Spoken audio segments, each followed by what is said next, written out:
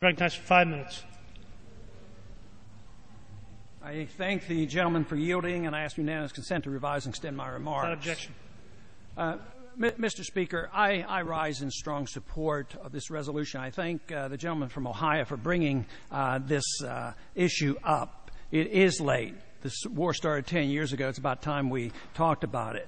It was said earlier on, it is hard to quit a war, and we shouldn't be quitting. But I'll tell you what the real problem is. It's too easy to start a war. It's too easy to get involved, and that is our problem. The founders of this country tried very hard to prevent this kind of a dilemma that we're in now, getting involved in no-win wars and nobody knowing exactly who the enemy is. The war was started and justified by quoting and using the War Powers Resolution written in 1973.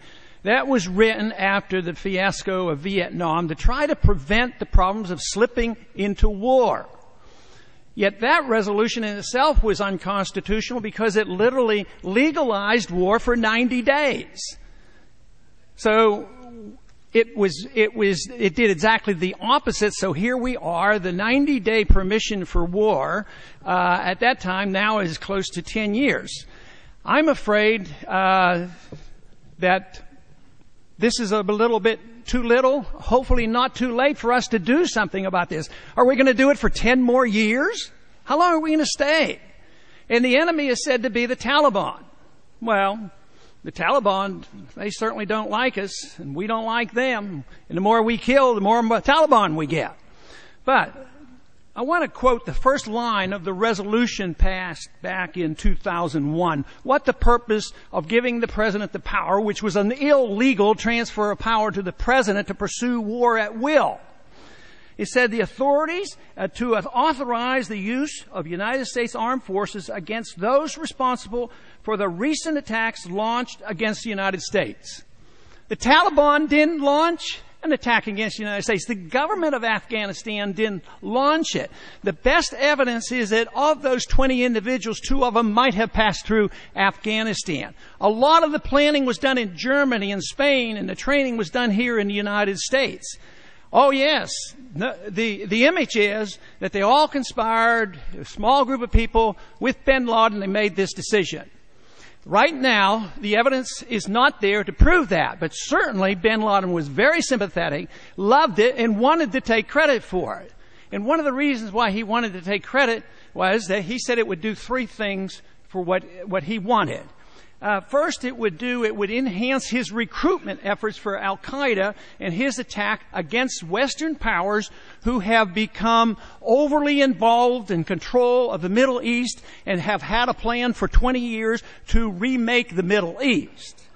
He also said that the consequence of 9/11 will be that we will bog the American people down in a no-win war and demoralize the people.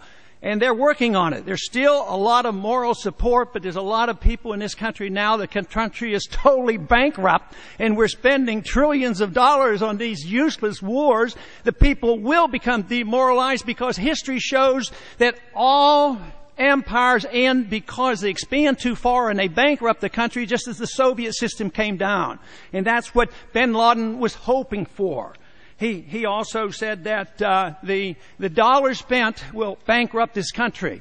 And we are bankrupt, and yet there is no hesitation to quit spending 1 cent overseas. We built embassies in Baghdad. We built embassy in Kabul, billion-dollar embassies, fortresses, and it's all necessary. Nobody is really concerned. If people were concerned about the disastrous effect of debt on this country, we would change our foreign policy and we would be safer for it.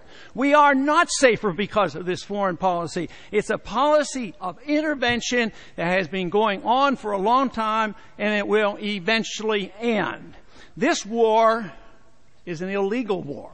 This war is an immoral war. This war is an unconstitutional war. And the least you could say, it's illegitimate. There's no real purpose in this. The Taliban did not attack us on 9/11. Do you know, after we went into Afghanistan, immediately the concerns were shifted to remaking the Middle East. We went into Iraq. Used this as a justification. It was nothing more than an excuse. Most Americans, the majority of Americans, still believe that Saddam Hussein had something to do with 9/11. And I imagine most Americans believe the Taliban had something to do with 9/11, and it's not true. We need to change our foreign policy and come back to our senses and defend this country and not pretend to be the policeman of the world. Gentleman's time has expired. Who seeks time?